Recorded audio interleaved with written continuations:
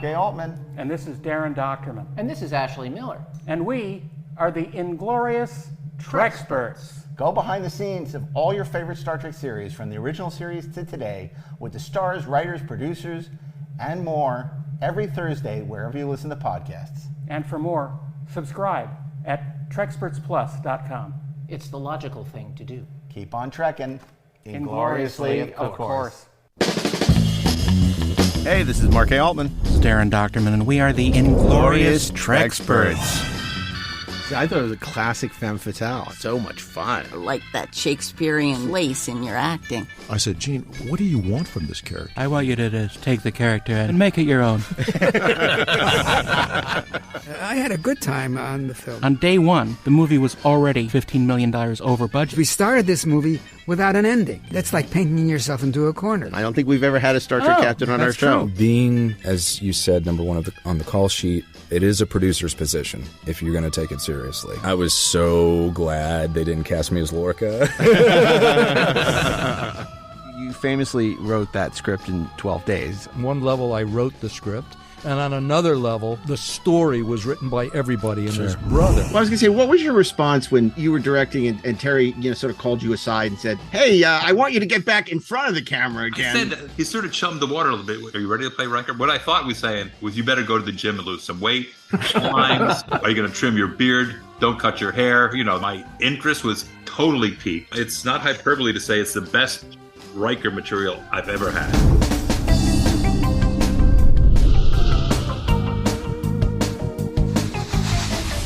New episodes available every Thursday, wherever you listen to podcasts. Or subscribe today at TREKSPERTSPlus.com. But keep on trekking, ingloriously, of course. The family that vacations together stays together. At least that was the plan. Except now the dastardly desk clerk is saying he can't confirm your connecting rooms. Wait, what? That's right, ma'am. You have rooms 201 and 709. No, we cannot be 5 floors away from our kids. The doors have double locks. They'll be fine. When you want your connecting rooms confirmed before you arrive, it matters where you stay. Welcome to Hilton. I see your connecting rooms are already confirmed. Hilton, for the stay. Slay the night with best dressed Halloween costumes. From a little scary to way trendy to coordinated looks with your squad, Walmart's got you covered. Find the costumes you love right here at Walmart.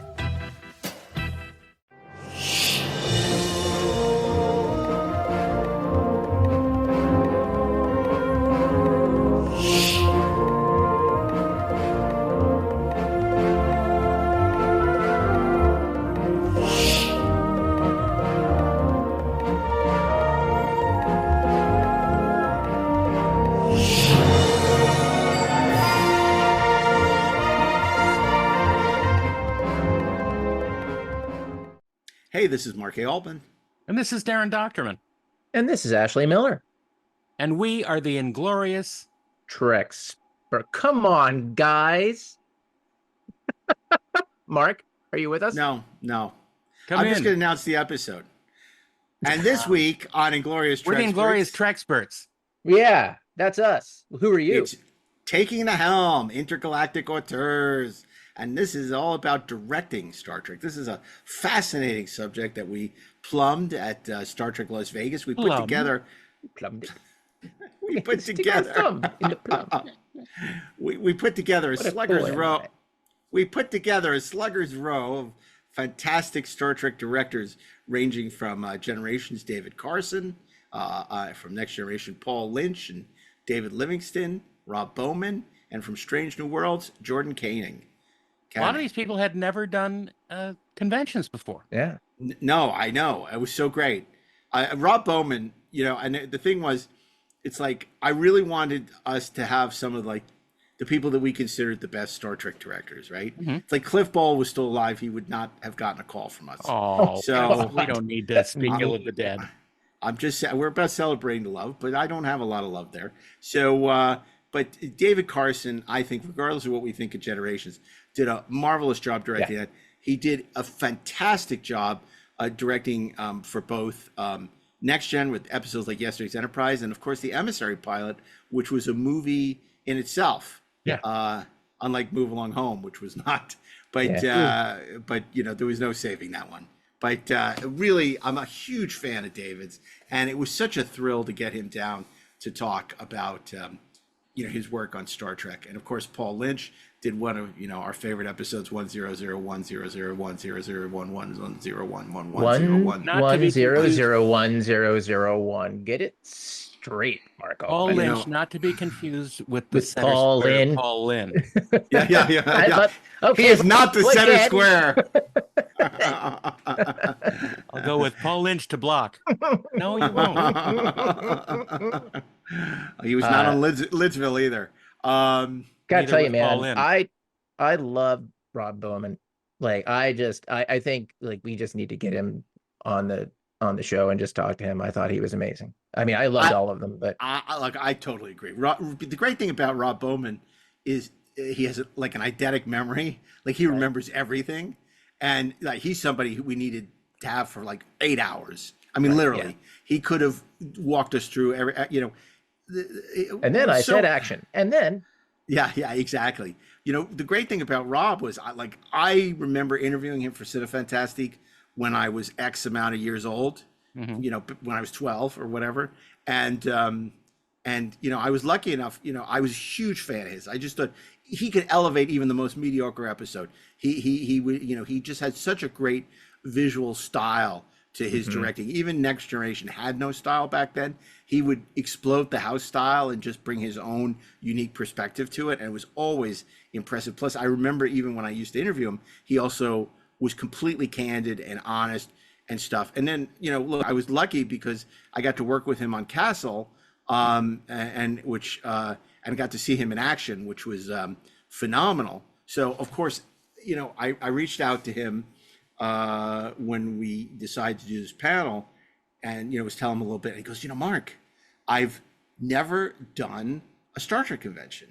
He said, I've been to an X-Files convention because, of course, he was a producing director and, you know, legendary for his work on the X-Files. But he said, I've never done a Star Trek convention. This would be great. I'd really like to do it. And, you know, and then he'd start talking and telling me these stories, and I like have to stop him after an hour, and I'm just like, Rob, we're not recording. We're not on stage. I said, this is fascinating for me, which it was. But I said, we can't, you know, we got to save it. We got to save it. Don't get right. Exactly. Because it's just not going to be the same if we, you know, and I get it. And they start telling me another story. And he's just the best. And he came in, you won't see this because it's an audio recording, but in his crew jacket from the second season of The Next Generation. And there are not many people where you could say something they wore 30 years ago still fits like a glove. But in the case of Rob Bowman, perfect fit. It's too bad it doesn't fit like a jacket, though. Yeah, that was weird. How it just kind of went on his hand. Yeah. If it doesn't fit, you must have quit. Well, And the I'll tell 90s you, brought to you by orange juice. my Castle Wrap gift does not fit anymore. So I was amazed that that it was so fit. But we loved Rob, and of course I've always loved David Livingston. He was another guy who was so generous with his time back in the day on when I was doing Cinefantastique. You know, he was the producer. You know, he was basically the line producer on the show, and he has a fish named after him. That's right. And he got the opportunity to direct, and really made the most of it. I mean, he did some fabulous episodes, not only of Next Gen, but later Voyager and Deep Space Nine and Enterprise. He really there was no stopping him, and I think he's a really talented guy, and we're so grateful for him joining us as well. And of course, I think this was also Jordan Canning's first convention. She had never done a convention before. She had directed the Charades episode of Strange New Worlds, and is back with a new episode this season. And it was great to give her a chance, and she just found it absolutely fascinating to compare and contrast, you know, sort of the experiences of these Trek legends with, you know, modern day Trek and what she's doing now and the experience she's having now. And I think you'll find that fascinating. Yeah. It's very different when you have 7 days to shoot television versus 300 years to just get all the shots. 300 years. 300 years. It's a long shooting schedule. That's it. That's why it takes so long. Because it takes. But this is a terrific time at Star Trek Las Vegas. Again, we're deeply grateful to Gary Berman and Malin, who made it possible, invited us to come play. We had a great time, and this took place on Saturday. It was one of our signature panels.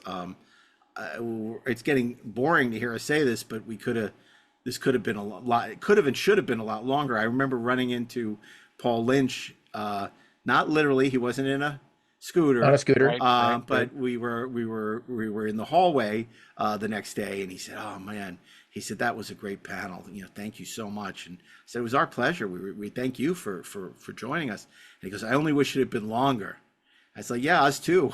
Yeah.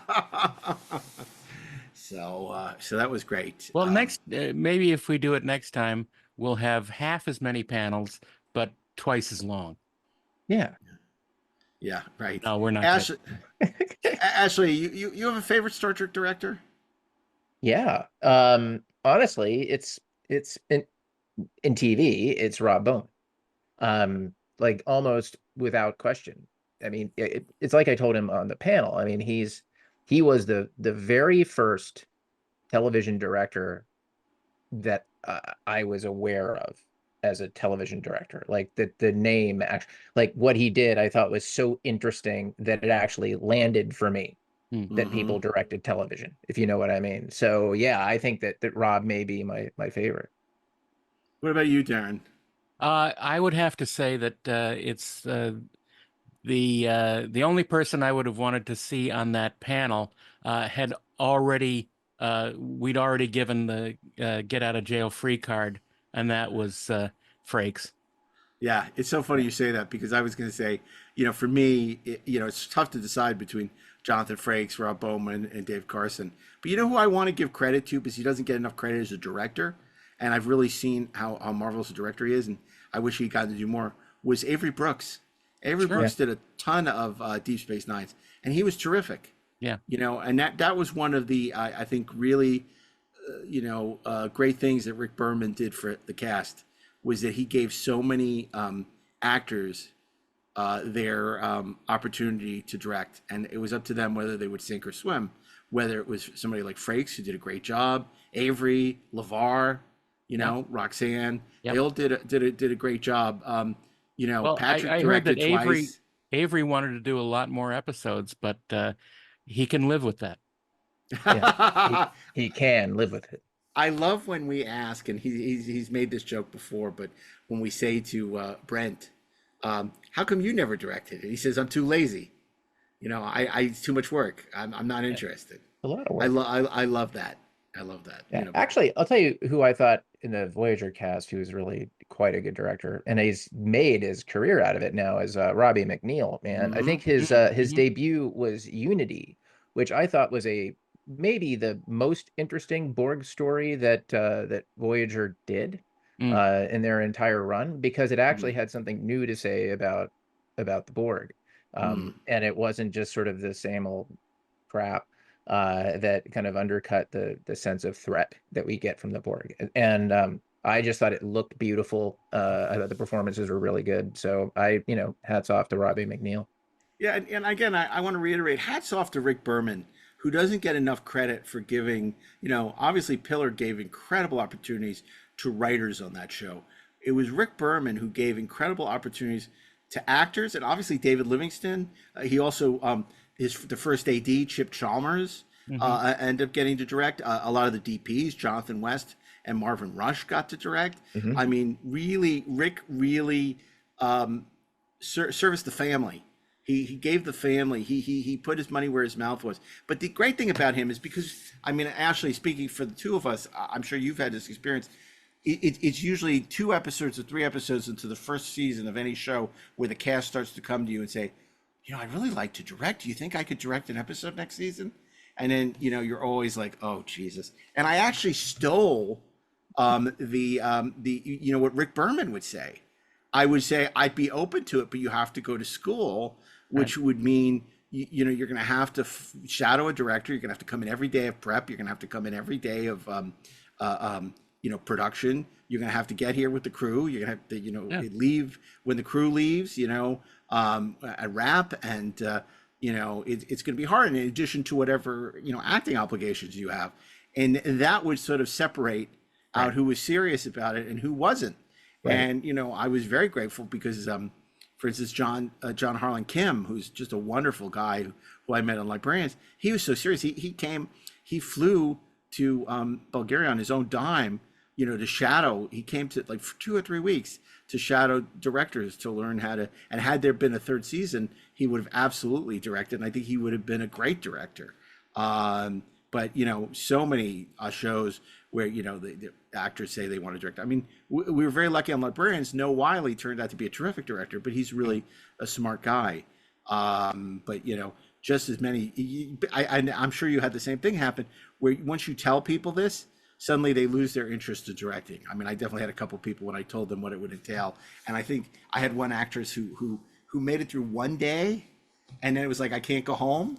And it's like, no, that's not the deal. And it's amazing what happens to people's enthusiasm when they realize that there's work involved and not just bullshit. Well, that separates the humans from the androids. That's right. It's the Voight Comp test. But yeah, it's so interesting to see how quickly, people either are going to drop out. And I think that happened with Next Gen, with a couple of people where they just didn't, they thought they wanted to do it, but then they realized how much work it was, and they suddenly, lost interest. You really, I mean, and Patrick says he only did 2, but he realized that like directing wasn't necessarily a passion of his. Right. Whereas I think some of the actors it was, like Gates really enjoyed directing, and she did a nice job. It was a shame that, it took till the 7th season for her to direct, because I think, had she done more episodes, it could have really become a whole new career for her. Yeah. So anyway, but we got some great directors assembled. This is Avengers Assemble, or Tours Assemble, and we're so thrilled to share it with you. So we're going to bring you Taking the Helm, directing Star Trek, and then we'll be back after the panel with a few closing thoughts after these brief commercial messages. Stay tuned. The family that vacations together stays together. At least that was the plan. Except now the dastardly desk clerk is saying he can't confirm your connecting rooms. Wait, what? That's right, ma'am. You have rooms 201 and 709. No, we cannot be 5 floors away from our kids. The doors have double locks. They'll be fine. When you want your connecting rooms confirmed before you arrive, it matters where you stay. Welcome to Hilton. I see your connecting rooms are already confirmed. Hilton, for the stay. Slay the night with best dressed Halloween costumes. From a little scary to way trendy to coordinated looks with your squad, Walmart's got you covered. Find the costumes you love right here at Walmart. This episode is brought to you by Amazon. The holidays are here, and you know what that means. It's time to get your friends and family the gifts they deserve. Take the stress out of shopping with Amazon's great deals and low prices on a huge range of items from toys to tech and much more. Whoever you're gifting for, Amazon has great prices on everything you need this holiday season. Shop early holiday deals now. Thank you so much for being here again for our next panel. This is one I'm most excited about. It is a terrific assemblage of some of the greatest directors who have ever worked in Star Trek. They're going to talk about their process. They're going to talk about working on Star Trek, working on set, the challenges, the triumphs, the tears. The tribulations. The tribulations, exactly. So it's so terrific. And we got a loaded day full of more Treksperts contests and goodness to come. But I don't want to take a single moment out of this panel for you to savor the words of wisdom from this very auspicious group of auteurs. So without any further ado, he's directed such episodes as The Naked Now, 1100010001. I could go on, but I won't. A Deep Space Nine, Q-List, Battle Lines. He also directed for Moonlighting, the reboot of Twilight Zone, Outer Limits, and Sliders. Where the applause for Sliders? Come on, Tracy Torme. I love Sliders. They're so delicious. Those 3 little hamburgers are just kind of tiny and just, they're the best. Paul Lynch. Paul, come on out. So happy to have you. No, absolutely. Have a seat. Make yourself comfortable. Wherever you like. We don't have director's chairs, unfortunately. Yeah. We only have the love seat and the little chairs. Yeah. Okay, he has done an amazing job at the early days of Next Gen, Deep Space Nine. He then went on to direct the first feature, which we'll be talking about with Brandon and Ron later today. He directed, including episodes from the Earth to the Moon, but also Emissary, Yesterday's Enterprise, The Enemy, Next Phase, A Man Alone, and Move Along Home. David Carson. He started off as a producer on Star Trek, but what he really wanted to do was direct. And direct he did. He directed for many of the Trek shows in the Golden Age, such amazing episodes from Power Play on. He directed for Next Gen, later on moving on to Deep Space Nine, where he did episodes like the Marquis. He did Voyager and Enterprise. It's not even a trifecta. It's a, what do you call it? It's like a series. quadfecta. A quad, and amazing stories. Big fan of his over the years. David Livingston. And I got to tell you, it is such a thrill to me to have our next director. He has only gone to X-Files convention as the producing director and executive producer of that amazing show. He was there in the earliest days of the Next Generation. He's never been to a Star Trek convention before, but that's all about to change. He's done such amazing episodes as Q-Who, Data Lore, Matter of Honor. Well, and he also did Shades of Grey, but I know he has great stories about that one. So you're not going to want to miss his conversation with ROB BOWMAN. Rob, come on out.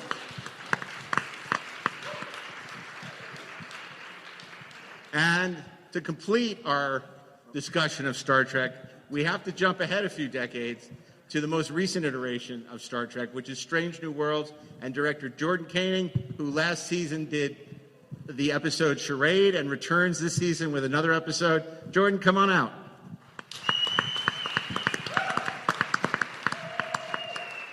Well, now that we've done the introductions, I think we're out of time, but that was good. I want to start with you, Paul. How did you first, you were doing a lot of shows at that time that Next Generation first launched. Next Generation, how did you first get involved with the series? And don't forget, first run syndicated series, it wasn't necessarily something a lot of people, I'm not going to do that. I'm going to do network shows. So how did you embrace it at first, and how did you get involved? Well, they had done the pilot, which was terrific, and they set up the series, the pilot, and Gene and the director of the pilot. But the first show was leaning towards being a little lighter, because in the pilot they explored what the series would be, but they wanted kind of a light touch. And I'd done moonlighting amongst other shows, and so that's why they decided to hire me.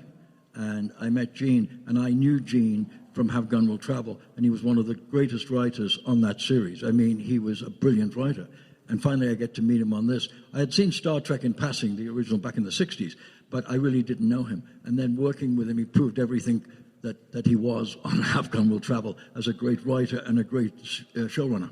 Yeah, and for anybody who's never seen Gene's episodes of Have Gun Will Travel, they're some of the best episodes of the series, Sam Rolfe's magnificent series, Have Gun Will Travel, which is just terrific. David, before going on and sort of defining the look and the aesthetic for Deep Space Nine, you did a bunch of popular Next Generation episodes. How did you get involved with the show, and kind of what was your feeling when you came aboard? Well, I got involved sort of sideways, really, because I'm English, as you can probably tell. And the reason that I got on board was because I've been working in England ever since my career started, when I hoped to be an actor, but that soon faded into reality. And then I decided to go into TV in England. While I was there, I was trying to make my own movies, and I couldn't raise enough money. And my wife, Kim Braden, who was a very successful actress in England, said, "Why don't you go to America?" I went, "Well, I don't really know anybody in America, but let's go." So I took my tape and my reels of everything, things like Sherlock Holmes and classic English stuff, and started to hand them around and walk about, and found that people were relatively interested in it. Within it took me about 6-7 weeks to get an agent, and they were very, very good, and they put me up for some things. And the first thing that they put me up for was, they said, "Hey, we got an interview for you. It's great. It's going really, really well." I said, "Great. Who are they?" "Yeah, Star Trek. So are you available on Monday?" I said, excuse me, sorry, just hold on a second. "What is Star Trek. And they went, what? You don't know what Star Trek is? I said, no, I'm English. What is Star Trek? Is it some thing where you look at the cosmos or something like that? They said, no, it's this wonderful, wonderful show. You know, it's got English people in it. It's got Patrick Stewart, Marina Sirtis. So as if to say, well, you don't know what you should be knowing. So I said, well, what shall I do? And they said, go watch some videotapes quickly. So I did. And I came back to them and I thought that they were great. They were terrific. They were season 2. And I don't think I saw any of season 3 just then, because it was about, season 3 had just started, I think, when this happened to me. I thought they were absolutely terrific. And so then I met Rick Bowman and I met David Livingstone, and we had a chat, and they decided to give me a show. And that's how it all started, with The Enemy, which went down very well. And then I was on board. They liked my work, which had a bit of the English about it. So we started to work together over a longer period. And it was great. It was really great. So I immediately got onto my English friends and said, hey, you should be watching Star Trek. What's your problem? Thank you. Rob, one of the things I found absolutely remarkable when I talked to you, you know, obviously we talked many, many years ago about Star Trek, but then more recently, is that you remembered everything. You have all these amazing stories, that it meant so much. You've gone on and done so much since then. You know, hundreds of hours of Castle, hundreds of hours of the X-Files, and yet Star Trek was really important to you in your career. You remember it in perfect detail. Can you tell me about, you know, those early days of getting involved with Next Generation and what that meant to you as a fledgling director? It's not as elegant as David's story. I sent out a reel to everybody that I could send a reel to who would bother watching it, and then I got a call to go meet at Paramount to meet Bob Jessman, and I remember Bob's name from the original series. I thought, wow, that's cool. He's part of the Next Generation, and I went into his office, and he was a little surprised, or to me at that time, he looked disappointed because he thought it was too young. And I thought this was not going to work out because of what I looked like didn't match the film or something he was concerned about. And then Rick popped his head in the door, and unfortunately this one stuck for years. He opened the door and he looked at me and says, "Pizza." And I said, "Excuse me?" And he goes, "Well, we ordered pizza. Are you the pizza boy?" I said, "No, I'm Rob Bowman, and I'm hoping I'm going to direct episode 4 of season 1. And I, in my mind, I might be recreating the moment, but it kind of shook his head like, what have we done? And so they did hire me for No One Has Gone Before. I think about a month before it started, and I wanted to walk the sets and see what I was in for, and that was a terrible idea because the sets were extraordinary. And at the tempo of the television schedules, you know, what do we have to shoot? How many people are populating the scenes? You know, what's the density of the page count, whatnot? Well, on Star Trek, you've got a lot of people, and you've got multi-million-dollar sets, so you got to shoot those, and then you got to shoot all the people, and you got to make your days, and it's got to look a little different cinematically than anything else, and which is not that hard because you just shoot the sets. But it was that first month, in my first days on Where No One Has Gone Before, I was just terrified. I'll finish with saying there was a moment, I think it was Where No One Has Gone Before, where we got hit by photon torpedoes or something from someplace else, and I was on the bridge, and there's 9 people, and the whole spaceship gets hit. Well, it's a stage. So I say to the DP, Ed Brown, God love him, Ed Brown, how do I make it look like this building is shaking? And he walked over and he grabbed the top of the Panavision mag, and he says, all right, Rob, you tell me when it happens, and then I'm going to shake the camera like this.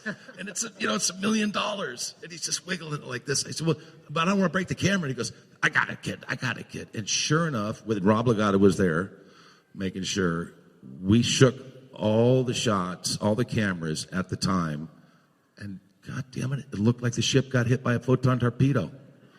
So my learning curve continued on after that. And you had it was a very visually effects heavy episode to start.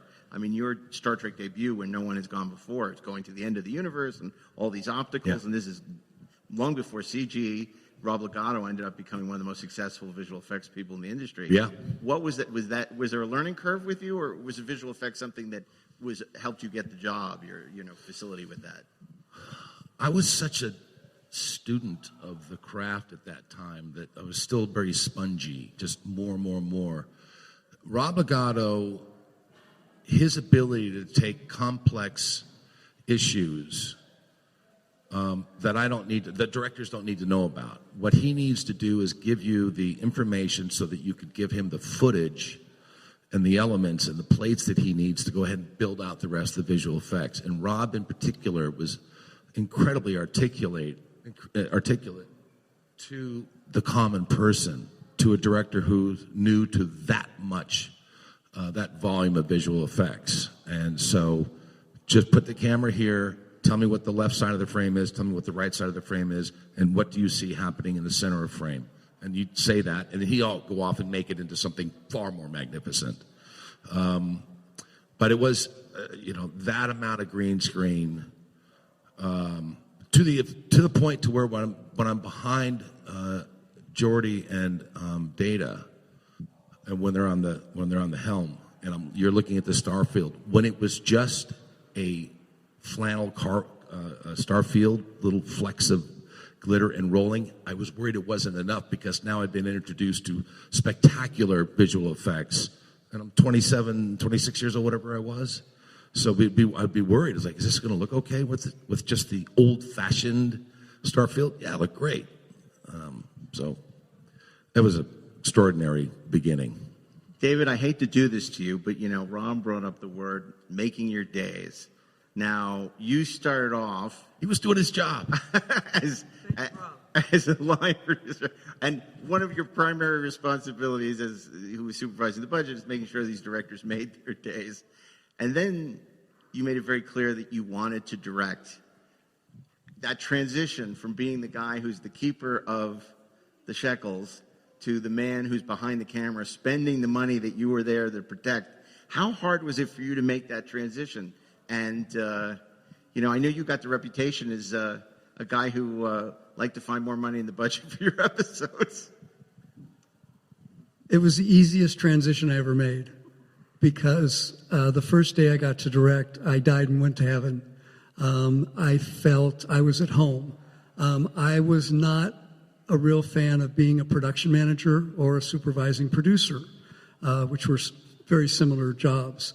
And I was so grateful to Rick Berman and his generosity of inviting both cast members and behind-the-scenes personnel to go to the DIT school, which was the director and training school, where Rick said, if you go through a comprehensive program of study of the show and of the craft of directing, I may give you a shot. And Jonathan Frakes was the first graduate of said school and certainly proved his mettle. And he asked me if I wanted to go to the DIT school, and I said yes, indeed. And he gave me a shot, and again, I'm forever grateful for that opportunity.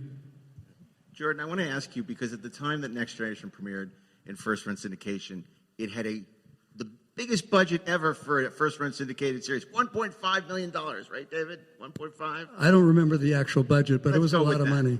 1.5. He told everybody it was 1.3, but no, it was 1.5. And so obviously now you're doing Strange New Worlds up in Toronto, huge sets, huge amount of money being spent. Is the process, in your opinion, different for you having all that money than these guys who were dealing with, a relatively tight budget? It was a lot at the time, but it wasn't enough, because this is a big sci-fi show with a lot of visual effects, a lot of sets, big cast.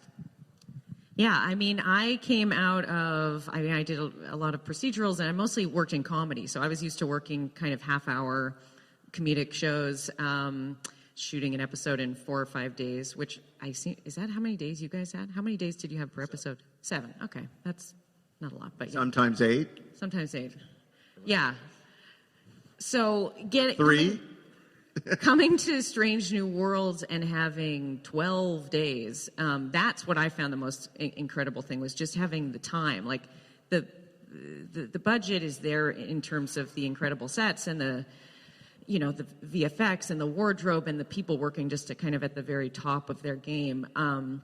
But what I appreciated so much and found just like so creatively fulfilling is having that amount of time, having 2 weeks almost to prep and to really like consider how you want to shape your episode, how you're going to shoot it, as opposed to just like, okay, what are the, how can I cover this scene in as few setups as possible so I can make my day? There was more time for that. That's where I felt the budget enlargement and was so grateful. Obviously, there's still days where you're like running like your head's cut off trying to shoot 7 Vulcans in one room. But then you have other days where you're like, wow, I'm only shooting 2 scenes today. What a blessing to be able to just dig in and do this properly and do it the way you want to. 12 days? 12 days. I am so envious. I know. I mean, it's this is incredible. And I saw your episode, and it was beautiful. Thank you. The scope of the show and the fact that you get to shoot in widescreen and all the production value is there. How fortunate you are to be doing it at this time. So Thank you. I feel very lucky to be on that. Yeah, I love your comic stuff too. It was your comic little bits. Anson Mount is very funny. I mean, that's what's so cool about I find of Strange New World. I mean, Next Gen did this too, where you're like, the cast is so malleable and able to, okay, let's do it. We're doing a musical episode. You have to sing and dance. Okay, we're doing a comedic episode. You all have to kind of do physical comedy. Okay, now we're doing a horror episode. And they can really move in between those tones so gracefully. I think it's such a special world to be able to do that in.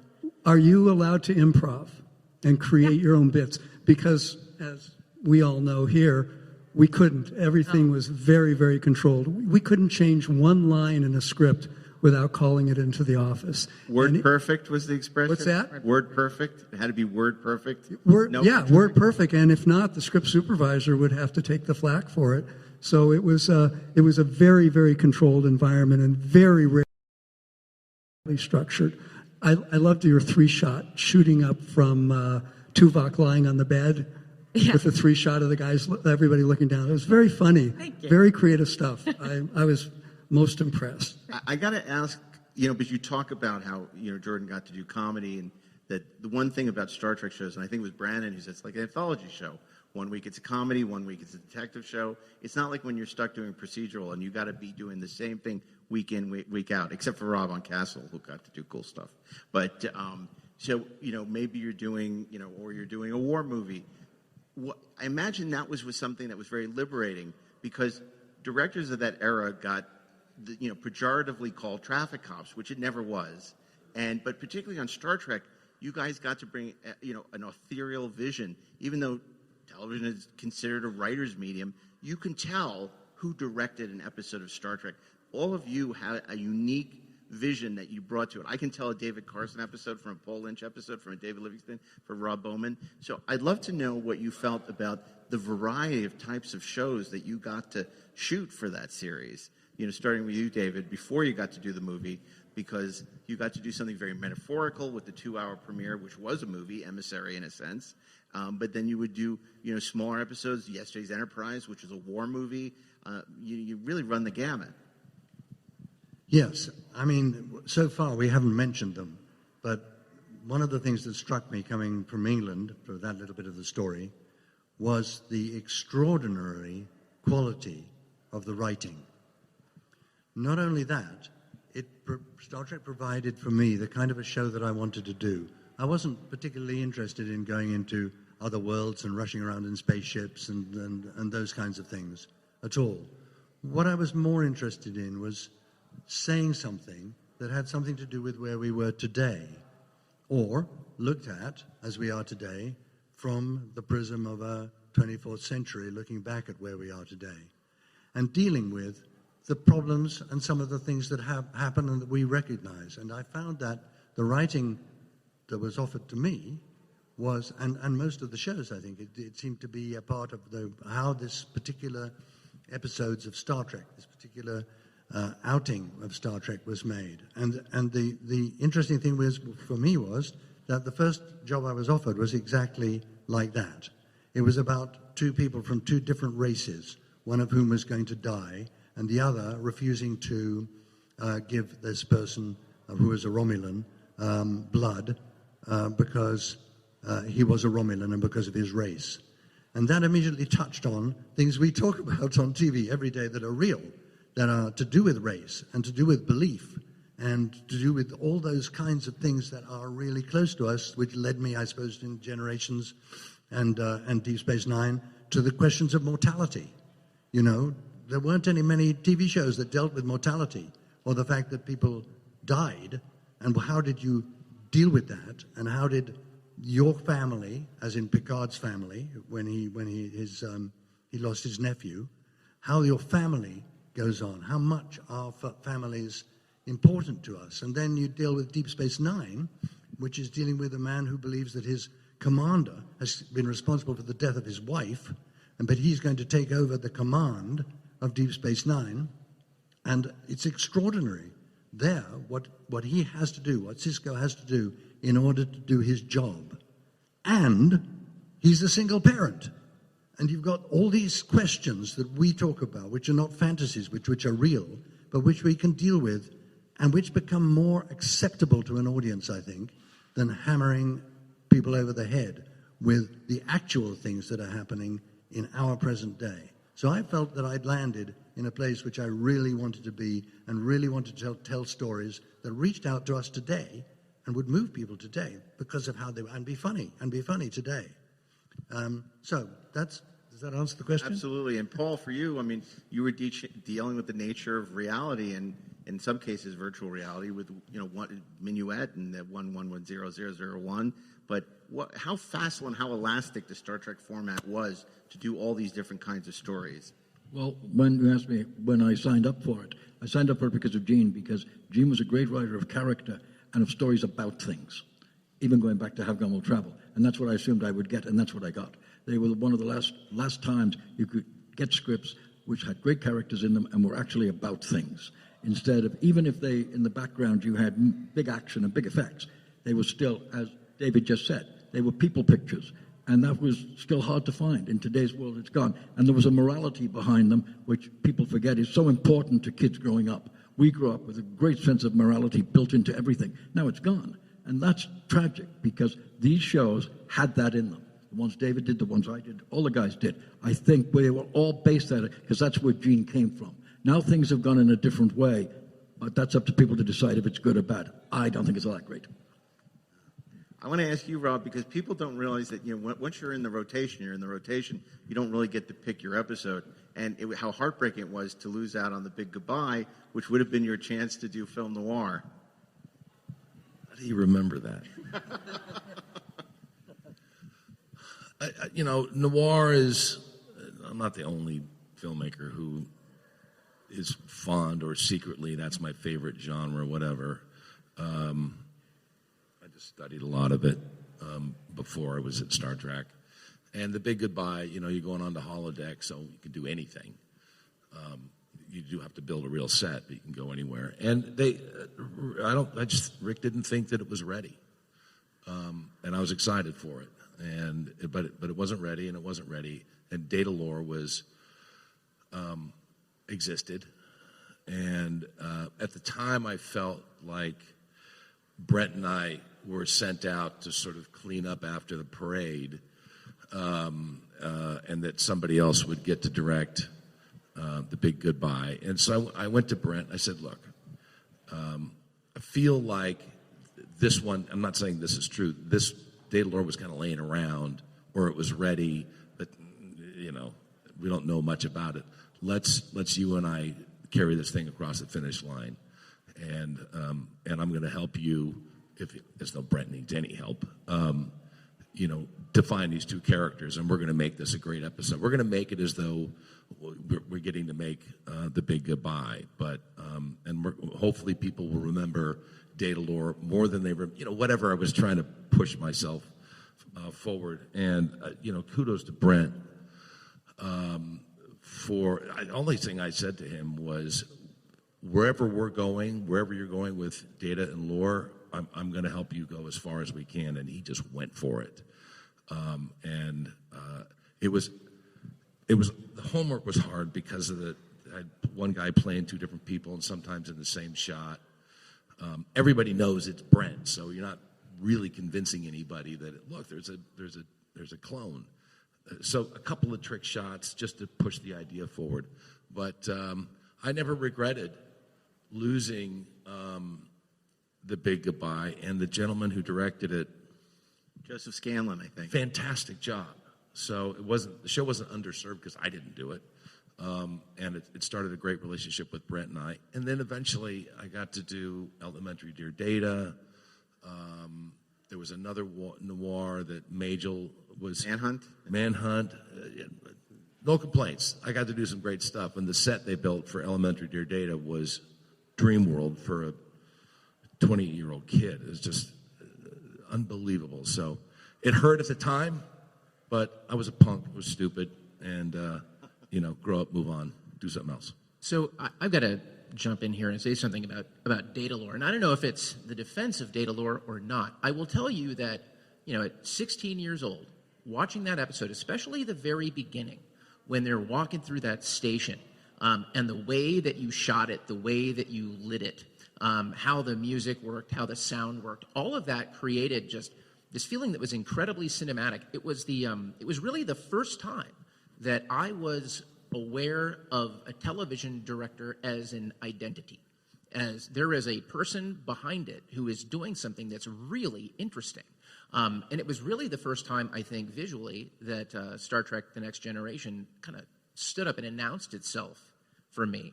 And it felt like something that was coming into its own. But here's my question for you. And again, this kind of goes to all of you guys, because as Mark said, you've all brought a very particular visual thing to it. But I think, especially in the case of data lore, because it was some of those shots were so outside of the box of what Star Trek The Next Generation had done. When you were doing that stuff, was it a case where you were asking for permission, or where you were asking for forgiveness? Or was it just, Rob, go shoot what you're going to shoot, and thank you, and just keep doing that? The reel that Bob Justman liked, if he liked that reel, and a lot of people didn't, then why don't I just keep doing that? And then for that opening of data lore, best not to tell him what I'm going to do, because once it's shot, you can't change it. Right. You can, but then David needs to give me another $100,000 to reshoot it. More to the most important thing to say is part of the job, and there's too many syllables in this, and it sounds too important, but as a cinematic storyteller, which is basically a person who tells a story with images, still or moving, is to communicate as much as possible without dialogue. In acting, the cinema brought a whole new language of nonverbal communication through facial expression, which is helped by a 16-foot tall close-up, right? You can see every little muscle. But also, what else can we say? Tone, mood, worry, concern, threat, jeopardy, thrill, whatever, with no dialogue. And so some of it was me trying to push that nonverbal narrative on Star Trek where I could. And by the way, when Rick cuts it, he's going to cut his story. Right. So if I'm not saying something that he gets, that he's going to cut it out. So I had to make sure that I was saying something, either atmospherically or world immersion, that could hopefully make the final cut. And I don't think anybody complained about it on the next day when they saw the dailies. And by the way, David was directing after I left, but when these two guys were directing, I was terrified, because every time somebody else comes up to bat, there's a new bar. What is a new bar? Or has the vocabulary expanded? And if so, what has David or Paul done that expands the visual vocabulary that I now have to step up to just to tie? So, and I distinctly remember both of these guys when they would shoot, like, oh shit, and these guys are more experienced, they're more talented, and I got to stay in the game with them. So, and maybe there's some of that data lore, like, what can I do to push it forward and not get fired. Right. And I want to ask you, but I do want to acknowledge Rob also did that with The Child, which is not a particularly great episode, but he opens the season with this gorgeous crane shot that you can see what these guys can do, how they can elevate a script that maybe isn't great into something. Is that shot on the bridge? Yeah, it's that opening. It's a great shot. Was that the Luma? Yeah, it was. Yes, David. Sorry. Yeah, Rob. Wait. Can I just do it? 14 takes. They used take one. What I most admire about you as a director is you took no prisoners. And I so respect you for that. You drove me crazy. And when you brought I don't know if anybody knows what a Luma crane is, but it's this big, huge piece of equipment that takes forever to set up. And then you have to do tons of takes to get every moment exactly right. And Rob brought that crane onto the stage, and I lost it. I had to... You still have PTSD What? from 30 years ago. You still have PTSD. Of course I do. What? I still wear the wounds. But I respect him for it, okay? And I admire it because that's the job of the director. First of all, you never ask permission. And if you shoot it, they'll use it. And Rob was just talking about those two elements. You control it. At least when I was directing in episodic, we really only had one tool, and that was our character, and that was the camera. That's all, because so much of the rest of episodic television was controlled by the executive producers. But that camera, that was our tool. Right, guys? Now, Yes. You're different. You get a lot of stuff going on. Do you get to participate in post-production?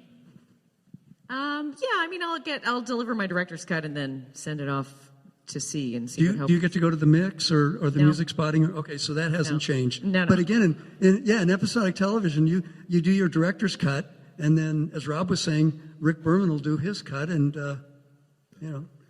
that's what everybody sees. And and I'd watch the show, and I'll say, well, that's not quite I remembered, but that's okay. And David just explained why he became such a terrific director, because he had the rest of us to watch and see how we screwed up. And he said, I won't do that. No. I know. There you go. I would I watched dailies every day with Rick, and we would talk extensively about the work, and I came to admire the craft of what you guys did. And Mark, as he was saying, everybody had a particular visual style, and it was, and you could watch dailies and know who the director was for that, because we really had an incredible stable of very talented directors, and the show allowed you to bring that visualization to the episodes. I mean, we were doing sci-fi, so you could do anything. And you talk about anthology. Yes, we did all kinds of different shows where you could apply different visual techniques, even within your own style, to those episodes. So it was a very special show and shows to be able to work on as a director, because you could really practice your craft. I want to ask these guys because, and then how Jordan can contrast it to today, but these were punishing 26 episode a year seasons, right? So, I mean, the writers, were under such, a deadline, and, but you guys were the ones who suffered, because the DGA may say a director has to get a script X amount of days before production so they can prep. But something like yesterday's Enterprise, I mean, they were gangbanging that over the holidays, over Thanksgiving, and you inherit this thing that barely makes it to the stage, and you turn it into what is probably one of the greatest Next Generation, one of the greatest Star Trek episodes of all time. How hard is it for you to sort of roll with those punches, and particularly when you're denied like the kind of prep time that you would ideally like? For you, that was your episode. Okay, right. Yes. So for me, the creation of for me, the most important person that we work with is the writer. We can't do much if the writer's not really very good. But if the writer is great, it's a tremendous gift to the director for how you can actually bring something together like this. For me, I don't start with technical things. I start with the performance and the actors. And I had met the actors from yesterday's Enterprise just once before. and it was pretty scary. I think I was booked to do another Enterprise altogether. Then Whoopi became available, and within 7 days, we had exactly 7 days to bring the Enterprise to, yesterday's Enterprise together. That was to do the casting. It actually involved making a completely new ship because we were 20 years out of date or 40 years out of date, and getting the actors and everybody to fall in with that. The actors loved it. And it was the first time I was privileged to work with Whoopi Goldberg, which was absolutely tremendous. For me, it was the actors who made yesterday's Enterprise. The casting was really, really good, with Denise Crosby and all the rest of them playing their roles in this wonderfully exciting episode, which took us back to Tasha Yar's death. She could die a terrific and heroic death. But in doing so, we had to create a completely parallel world, yesterday's Enterprise. And everything and everybody in it had to be paralleled. We had to do it in 7 days, as you say, and it had to get written in 7 days. I enjoyed that. I love that, because that's sort of a bit like how English TV is sometimes. You work with the actors, you work with the writer, you come up with the idea, and you have 2 days left to actually put it on the screen. But the creativity that's involved is very, very exciting. One of the things for us inside the episode was that it was exciting to see it happen, and to actually be able to tell the story in specific ways based on what the actors were bringing to us. And the fact that it took only 7 days to get set up is a real tribute to the extraordinary people who also worked on Star Trek, the extraordinary crew that they had, the extraordinary builders, the extraordinary makeup artists. Everybody was absolutely at the top of their game. And if they hadn't been, we wouldn't have been able to do yesterday's Enterprise in 7 days. I don't know if you agree with that, David, but that's where it came from. And when I opened that script, when the script arrived, first of all, it was just, on that first 7 days, it was just an outline. We had no idea what was going on. As the pages came bit by bit, and the whole script got put together as we were building the new bridge, it was very, very exciting, because the writing was so good and the scenes were wonderful that they were writing. So I don't know if that answers your question. Yeah, it does. And I want to ask Paul the same kind of question. You know, in those early seasons particularly, scripts were coming in really late. They were getting rewritten. So it's really hard for you not only to prep, but do tone meetings, to meet with the prop master, to meet with all the department heads if you're working off an outline or a beat sheet, not a finished script, or a script that's going to change 100 times. What was it, you know, what does that do to you as a director, and how do you roll with those punches, so to speak? Well, it's much better if you can get a script and off the top. But the big plus of Star Trek across all the shows was the casting. I mean, never in my experience was there a better cast than the first two shows they did. I mean, they could do anything. They could get the script 5 minutes beforehand and would be letter perfect. And they all worked together as a unit. And that was where, in most shows, that wasn't the case. There would always be problems, but not, at least my experience, in either of the shows I worked on. So it didn't really, they could make up for whatever happened in a way. And then the special effects people afterwards were so good that they could improvise. So it was a great experience. You're being very charitable with the cast, because you're saying how wonderful they are, which they were, but you're not talking about how much fun they would have and how disruptive they could be, because they got along so well and like to play practical jokes and all this other stuff. But when it came to the work, it was very serious. Well, Patrick sort of started it, because in England, that's what it's about. I mean, in England, as Richard Harris once told me, a lot of the actors are drunks, but not when they're on stage, not when they're in front of the camera. Then they know their lines, then they know everything. That was Patrick. And all Patrick had to do was look at a guest star the wrong way, and they would wither in his gaze. But that set up for everybody as the series went on. And then it continued through a continuing series. So it was really an exceptional group of people.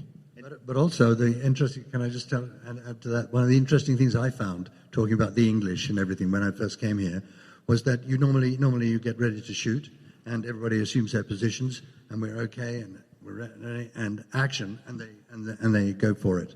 On the Star Trek stage, it wasn't anything like that. It was bedlam most of the time. They were joking because they were friendly. They knew their lines. They knew what they were going to do. Or as long as some idiot said action, they'd go and do it. But for me, it was like, are these guys going to quieten down so we can actually say roll the camera and do that? No, they weren't. So eventually I got it. Okay, you're going to be playing and we're going to be having fun and we're going to roll the camera and roll sound and it's going to be great.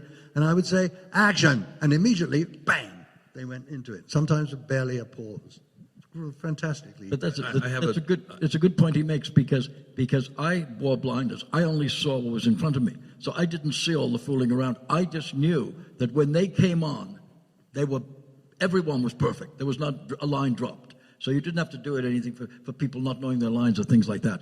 And then you could just do it for performance. But whatever was going on off stage, I just didn't see. So it's interesting that he did, that it was a different kind of group off stage than on stage. That's right, actually. I had just to echo that, making Elementary Dear Data, and we were on the London set, and there was a two-shot of LeVar and Brent, Watson and Holmes, and Brent has a process where he's got to purge his anxiety, purge his skepticism of the dialogue or whatever. It's not even literal. It's a function of his process to get to the performance that I learned after a while. It's like, this guy complains a lot. It's not even, it's just wind, basically. Anyway, we're in this two-shot, and he's chewing on me and LeVar, who didn't write it, about the scene. And, okay, we gotta, roll the camera, because this will never end. Roll the camera, slate it. He's still John through the slate. I say action, and just exactly as they described, it went from Brent Spiner, wah, wah, wah, wah, this won't work, to Sherlock Holmes in a snap, and absolutely perfect, as though he believed and supported with conviction to every word of that scene. And I'd never seen anything like it. I thought you hated this scene. No, that's just what I do before you say action. But it was the mayhem and the fun, and by the way, the burning look from Patrick Stewart, I've been on the bad end of that. Yeah. Yeah. Jordan, how do you contrast your experience today on Modern Trek with what you've just heard? Is it more of the same, or is it completely different given the resources and obviously shooting up in Canada and oh my gosh, and yes, what is it like for you? Or is this like, are you nodding along with these guys, or is it something different? Yeah, I mean, there's a lot of, there's not quite as much like bedlam, fun chaos going on right before we call action, but the cast adore each other and have such an amazing kind of chemistry and relationships and friendships with each other. I think I've been very lucky. The episodes I've done have been comedic episodes, so there's been a real playfulness on set and some room for improvisation and, trying to find like fun buttons for the scene or trying things out. And also, you guys were shooting film, right? Yeah. So there's a lot more like, dirt okay, road. Keep rolling, let's try that again. There's I imagine kind of a bit more kind of breathing room for, something didn't work, try that line again, instead of, having to be quite as rigid with the film in the mag. So there's a great flexibility on set.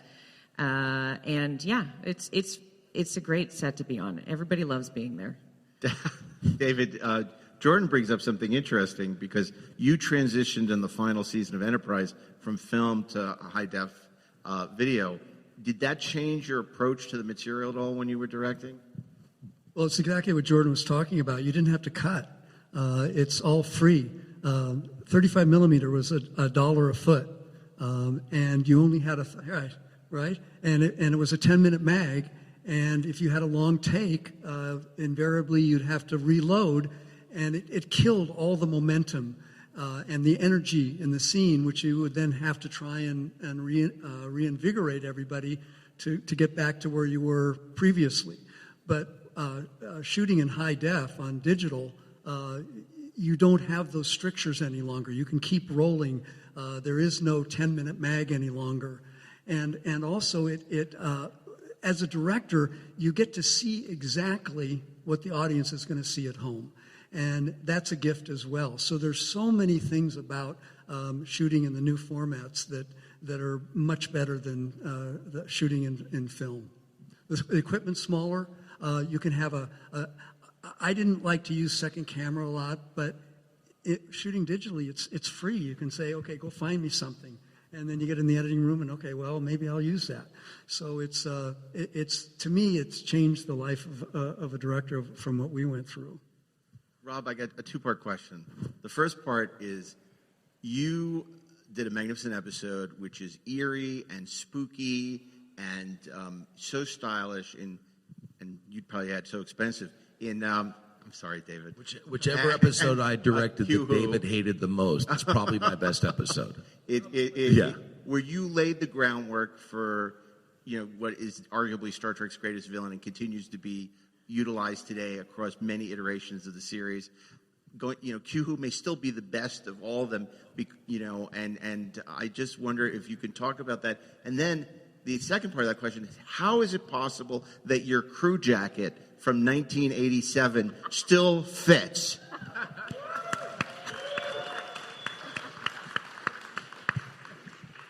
The second part's a shorter answer. I have a 17-year-old son who's as strong as a tractor, and if I don't stay in shape, I'm doomed. And I just happen to keep, I think I have 5 or 6 show jackets, and I wondered if I still had this one, and so I went in the back of the closet, and I still do, and it's from 87 or 88, so happy to wear it. Q-Who was a phone call from Rick, asked me what I was doing, and I don't remember what my answer was, but he said, I got this really important episode, and need you to come in and shoot it. And so he told me what it was. Maurice, I don't know if it was him and Maurice or Maurice, but it was a challenging idea to the series. And we sat down with Patrick one day on stage, and Maurice explained the idea behind the Borg. And for some reason, it didn't make Patrick happy. He was, I don't know, but it was something about, it's like nothing we've ever seen before. It was just such a common thing. And the Borg was not something you were ever going to defeat. As a matter of fact, the harder you tried, the worse it got, and the stronger they got. And it was just not something that we could overcome by the end of the episode. We were going to have to deal with it in perpetuity, down the road. I don't remember what I came up with cinematically for it, and I don't think the script needed any help.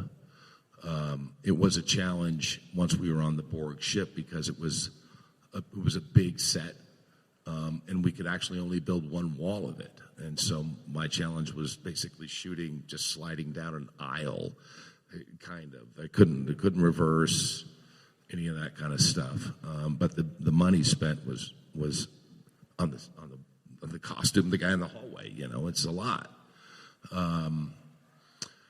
But the thing, I think I just felt the responsibility to deliver this new idea and somehow tiptoe around Patrick, who was just a little, he wasn't impolite. He's never impolite, but he was a little frosty in tone, and introduce characters in another species that would somehow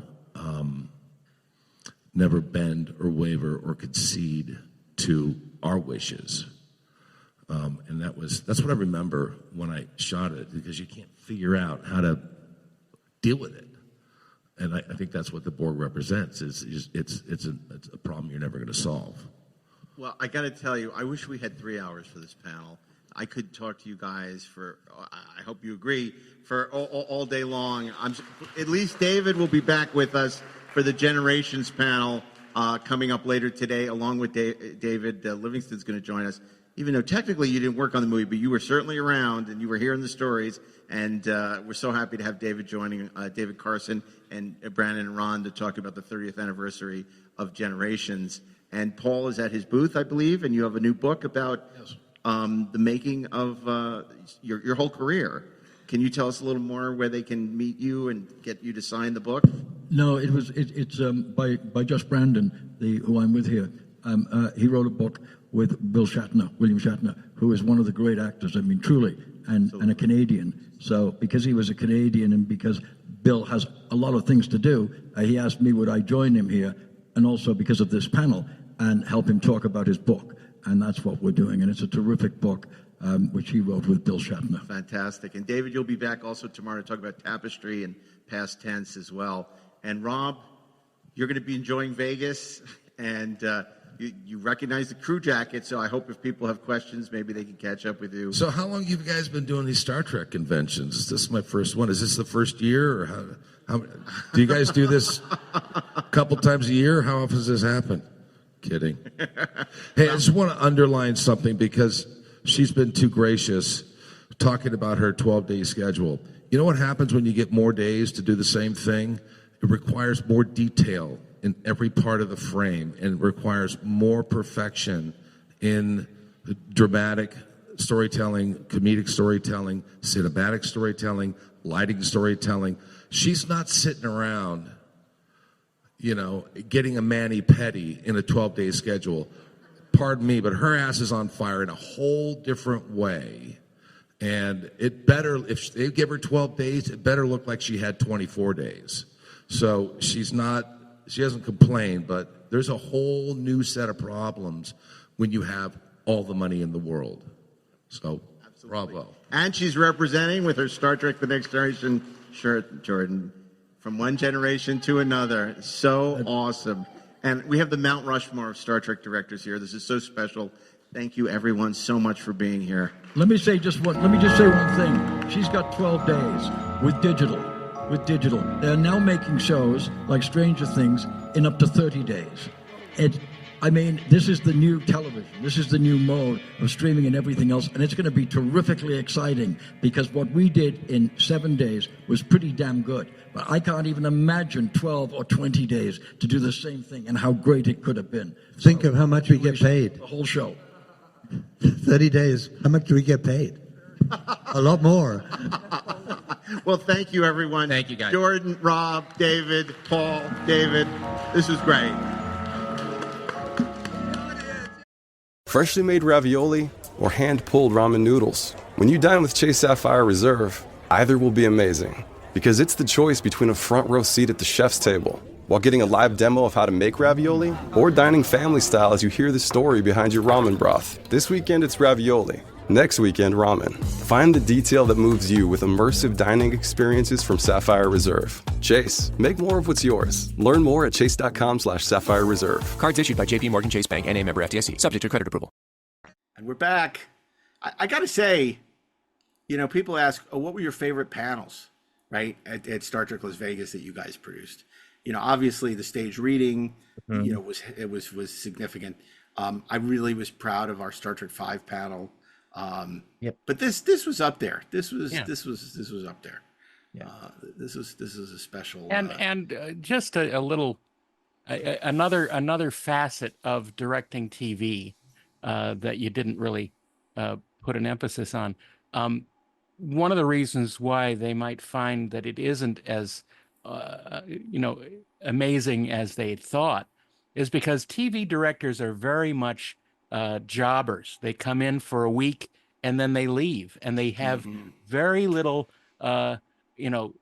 direct overall creative input to the project. They just got to get it shot. So it's very different than a director on a feature film who is there from beginning to end.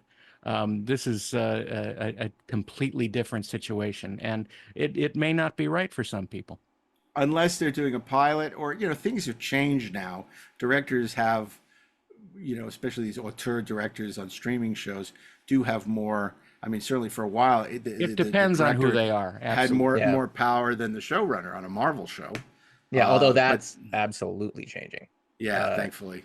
Yeah. But it's interesting. But, one of the things also is, you have to deal with all your keys and you have to make decisions quickly. You can't hem and haw. And maybe I don't know. It's like you don't have to be a traffic cop, but if you want to be more than a traffic cop, then you need to come freaking prepared. Yeah, and you need to be fast and loose. Yep. They much like Nancy Crater. What? No. Smell it, Nancy. That's not it at all. She's a No. handsome woman. She's Bones, a handsome woman, but yes. I mean, but like not a she's a good TV McCoy director. 7. You know what I'm saying? It's like... Much like, I won't say it. No. Leave it alone. But Christ. Oh, our ratings are going to go down.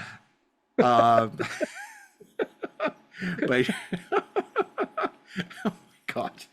oh my god, and that's the point where we lost Mark.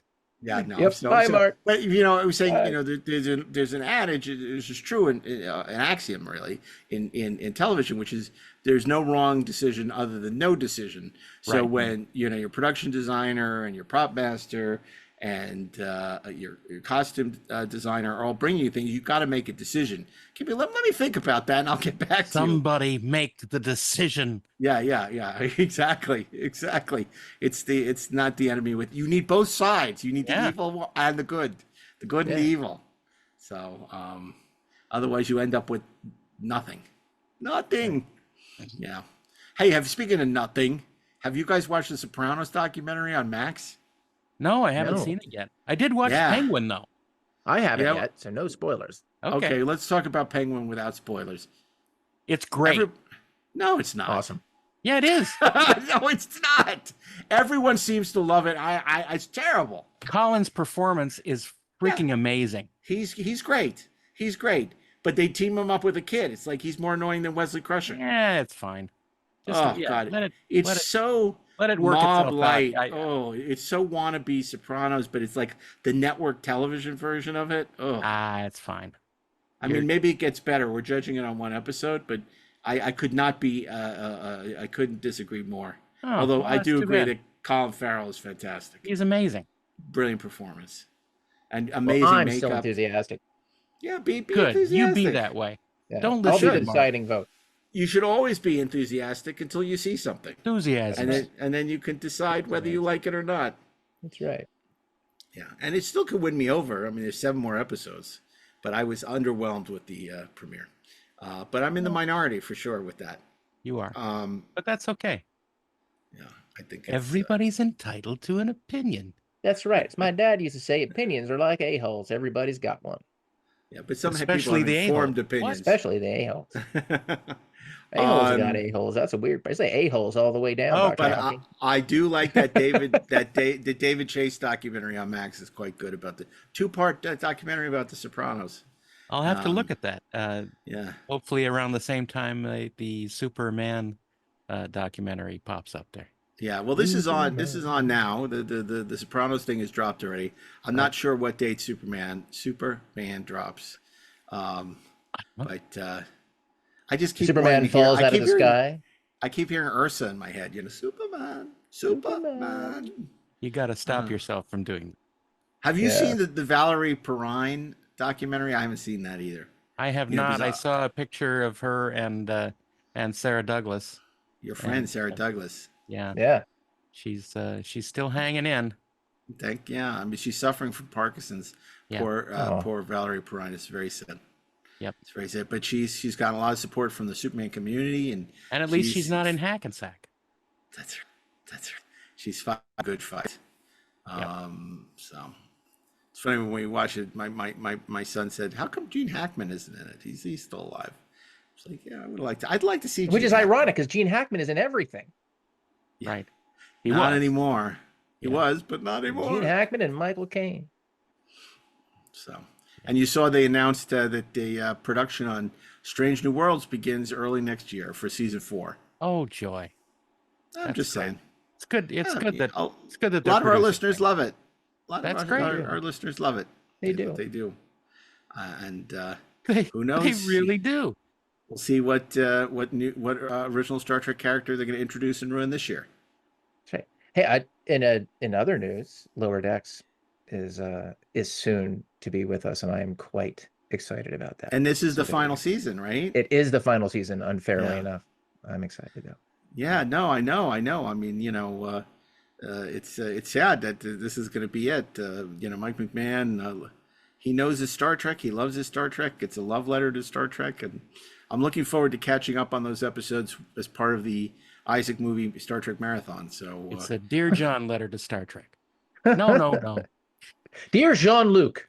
That's Dear Jean-Luc. Yeah, exactly. See, you took that and you plussed it. Nice job. I like that. Treksperts plussed it. Yeah, that's what Oh, my. writing, our writers panel, but unfortunately we don't have that one to share. That's right. Because due to technical difficulties.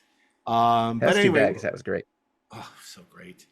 But that was such a great panel on Sunday. Sad that it's There were a lot of good panels on Sunday. Yeah, I know. At least some of them we were able to recreate to amuse your captain. So anyway, we're so appreciative for you joining us for another episode. I think this is another good one. I hope you all agree. And as always, you can listen to Glorious Treksperts 1 week early if you subscribe via TREKSPERTS Plus. Otherwise, you can catch it wherever you listen to podcasts a week later. And our new video episodes on YouTube. So check us out and subscribe on YouTube, not only for episodes, but also bonus content that we will share from time to time. And of course, you want to see us on Discord, our new Discord channel. Check us out for a link in the show notes and get in on the conversation. Or you can do that on your favorite social channel. Start your own conversation or your own Discord channel. Do what you wish to do, because do what you want, because it's what you wish to do. Yes. But that's really about it for us. I think we're done here, and we're going to call it a wrap, and we're going to look forward to seeing you next Thursday. And cut. Yeah. See, that was a director thing. Yeah, I know. You're playing along there. Yeah. So on behalf of Ashley Miller, Darren Doctorman, myself, Mark A. Altman, keep on trekking, and hopefully we'll see you in Columbus for our final Inglorious Treksperts appearance of the year at Galaxycon. So check out galaxycon.com for some more great Treksperts panel goodness. And we'll see you next Thursday. Engage.